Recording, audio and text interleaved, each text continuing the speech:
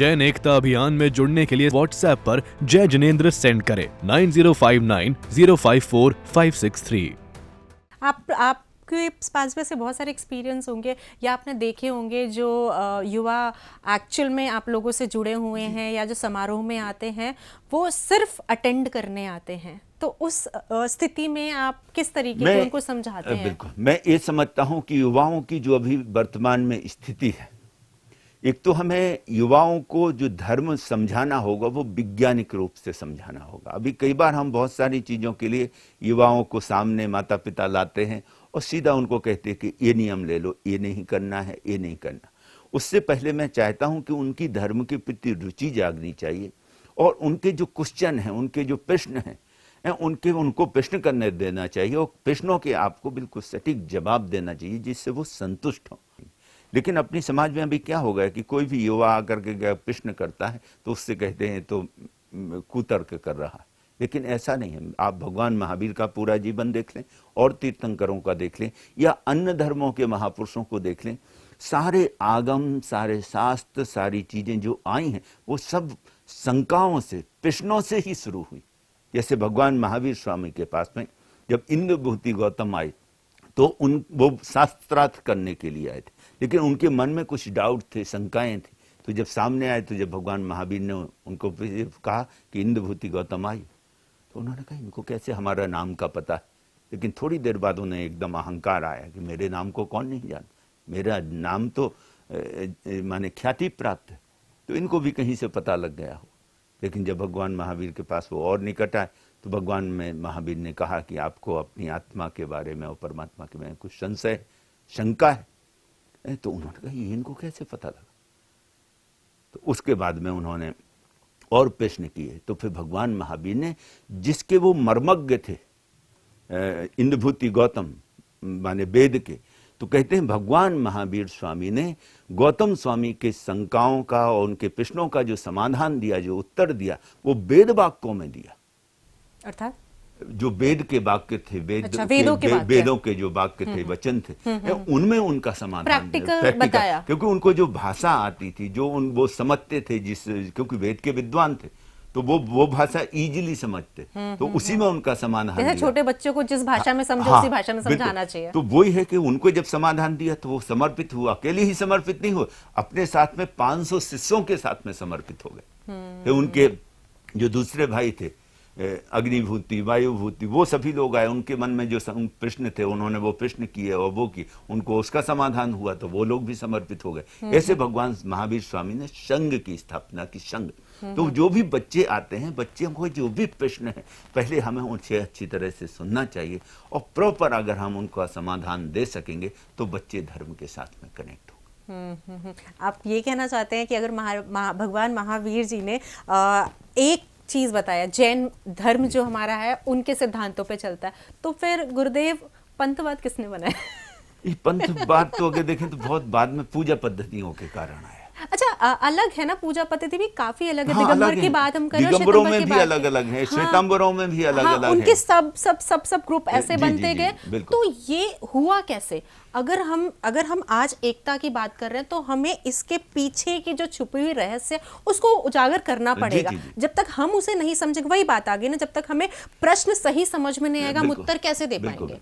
तो ये कैसे हुआ, शुरू कैसे हुआ? मेरा जो अनुभव है, जो इतने वर्षों का, करीब 33 साल मुझे दीक्षा लिए हो गए हैं, तो इसमें मैं जो समझ पाया हूँ, ज़्यादा जो आपस में डिफरेंस है वो खाली छोटी छोटी बातों पे पूजा पद्धति के ज्यादा अधिक नहीं है, लेकिन मूल सिद्धांतों में कहीं भी मतभेद नहीं। जैसे हमने कहा 24 तीर्थंकर अपने एक हैं, हम सब लोग मानते हैं। उन्होंने तो एक महामंत्र नवोकार को हम एक सभी लोग मानते हैं। बिल्कुल। भगवान महावीर के जो सार्वभौमिक सिद्धांत हैं उनको हम सभी लोग मानते हैं। भगवान महावीर के जो पूर्ति होते हैं उसके नीचे जो लक्षण होते हैं, चिन्ह होते हैं, वो सभी लोग मानते हैं। कहीं उसमें भेदभाव नहीं। भेदभाव आया वो है पूजा पद्धतियों में आया, अलग अलग समय पे, अलग अलग टाइम पे।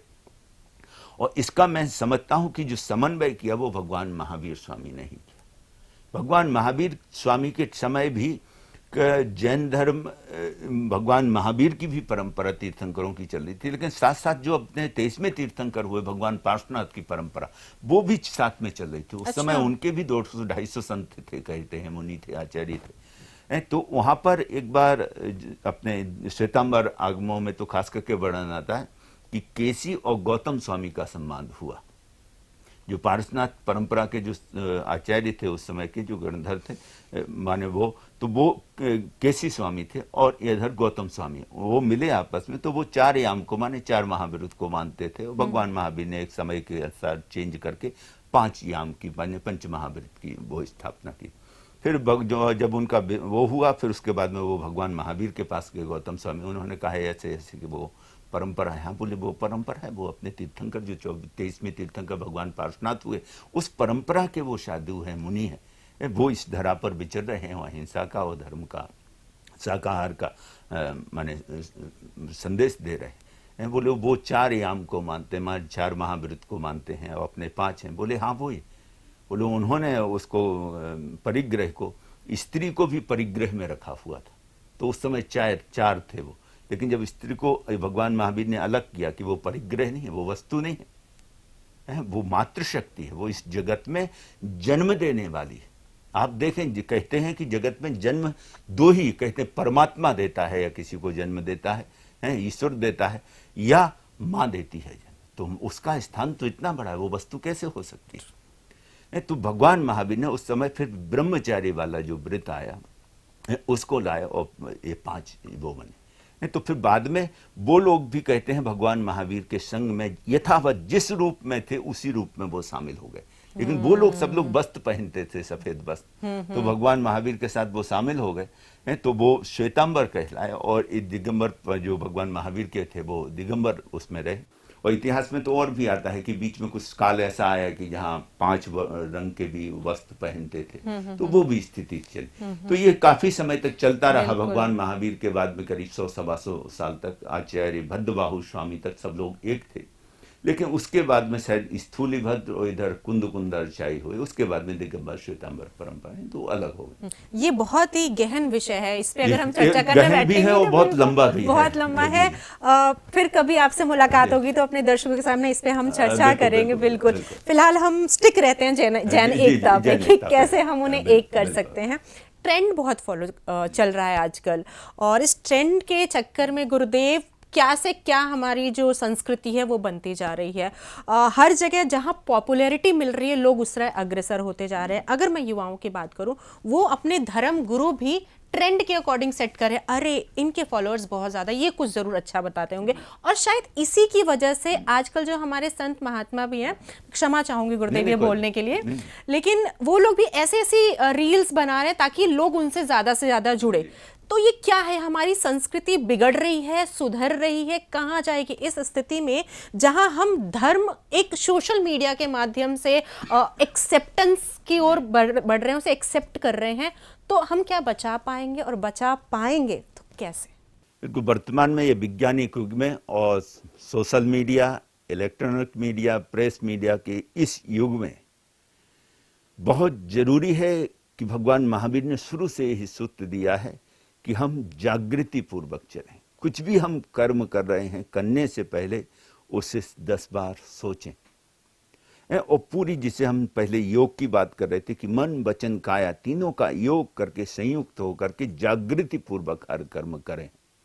और ये अगर हम कर सके, और उतनी अवेयरनेस युवाओं में या संतों में, संतों की तो विशेष जिम्मेवारी, क्योंकि संत इस समाज के मार्गदर्शक होते हैं, पथ प्रदर्शक होते हैं। वो उनको दिखाते हैं कि किस मार्ग पे चलना है, अगर हमारे जीवन में बुराइयां हैं तो उनसे कैसे बचना है।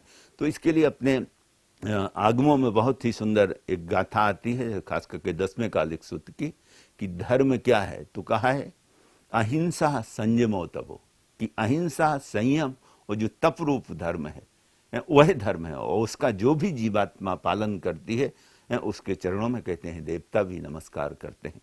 तो हमारे जीवन में अहिंसा आए, हमारे जीवन में संयम आए।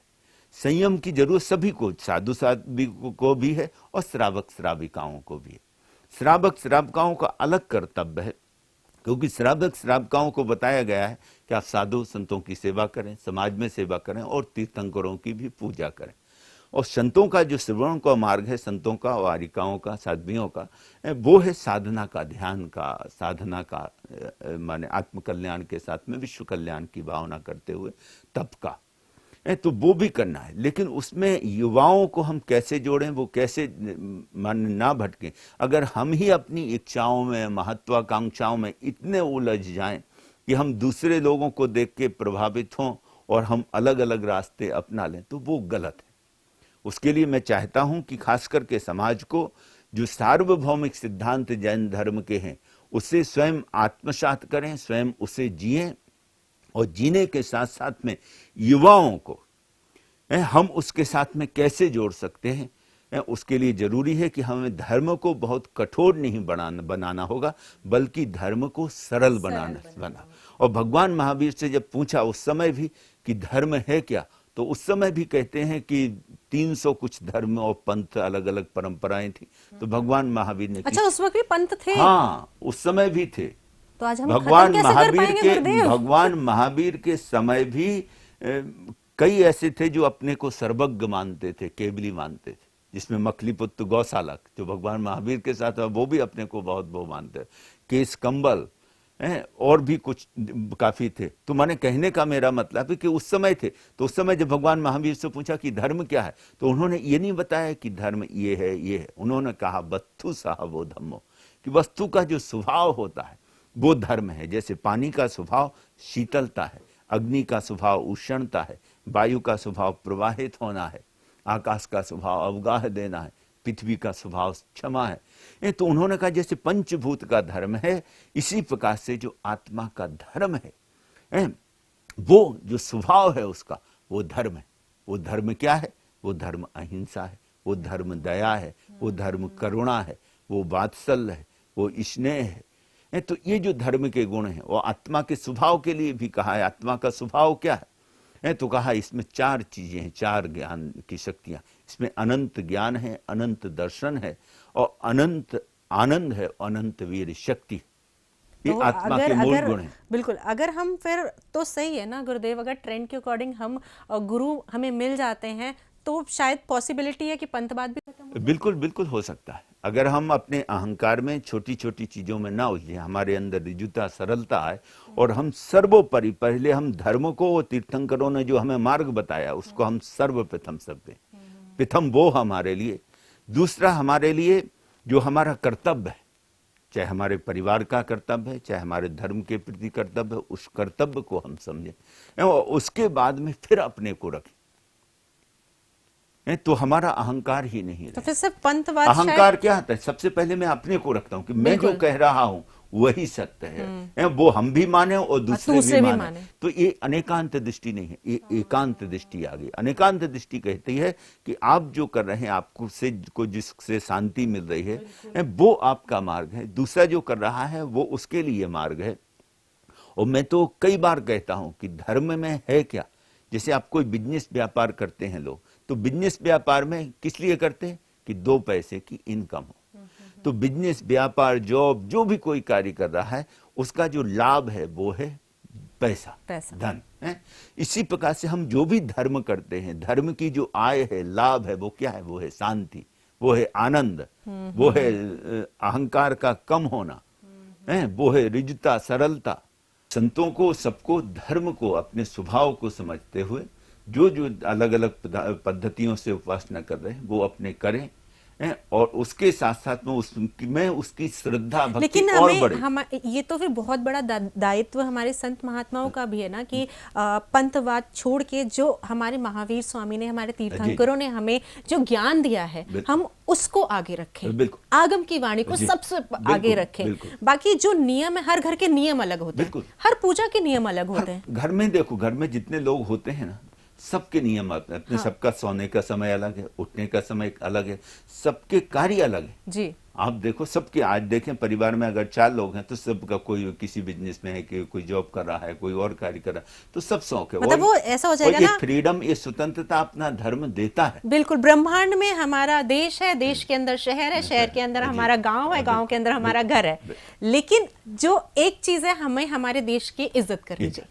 चीज वही आ गई ना गुरुदेव, कि पंथवाद तो खत्म हो जाएगा, लेकिन उसको हम कहीं ना कहीं भ्रमित कर दे रहे हैं और कहीं ना कहीं ये बीड़ा हमारे धर्म गुरुओं को ही उठाना पड़ेगा। जब तक वो नहीं उठाएंगे तब तक आम जनता नहीं समझ पाएगी कि पंथवाद तो कुछ है ही नहीं, ये सिर्फ नाम का ही है।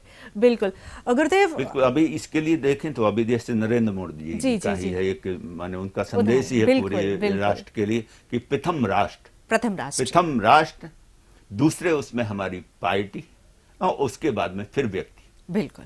तो यही हमें करना होगा। प्रथम हमारा धर्म है और इस धर्म से, तीर्थंकरों से, इस महामंत्र नवकार से जितने भी जुड़े हुए पंथ हैं, जितनी भी उपासना पद्धति हैं, वो सब जैन हैं। प्रथम हमें उन सब के लिए काम करना है, उनको एक करना है। वो एकता में जुड़ेंगे तो जैन धर्म की शक्ति बढ़ेगी।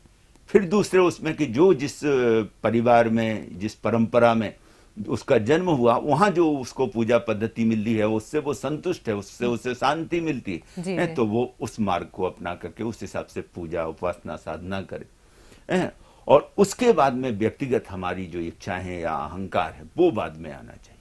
बिल्कुल बिल्कुल। और अभी जो समस्या समाज में है कि प्रथम हमने अपने को रख लिया, दूसरा हमने अपनी संप्रदाय को रख लिया है और धर्म को हमने तीसरे कैटेगरी में छोड़ दिया है। और उसी के कारण ये सारी समस्याएं हैं। और अपने आप को अव्वल मानना, अपने जो हम पूजा पद्धति करते हैं उसको अव्वल मानना, हम कह देते हैं कि ये हमारे पंथ में ने तो यही सिखाया है। तो वो गलत है। देखो, कोई भी पूजा पद्धति आपके अहंकार को बढ़ा रही है, आपको और अहंकारी बना रही है, तो वो पूजा पद्धति नहीं है।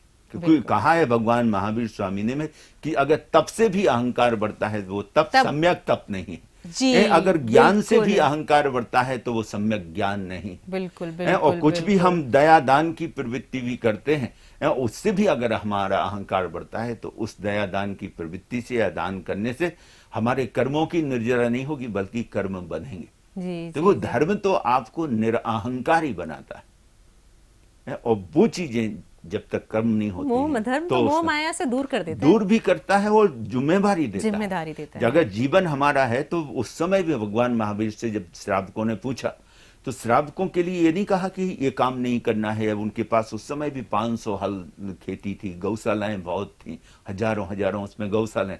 तो उन्होंने क्या ये छोड़ दें क्या? तो उन्होंने क्या कहा, नहीं, ये भी कार्य करना है, लेकिन जितनी आवश्यकता आपको है उतना आप रखें और बाकी जो आपके पास उत्पादन होता है वो जिन लोगों को उसकी जरूरत है, जो अभावग्रस्त हैं, उन लोगों में वो चीज को बांट दें। जैन एकता अभियान में जुड़ने के लिए व्हाट्सएप पर जय जिनेंद्र सेंड करें 9059 054 563।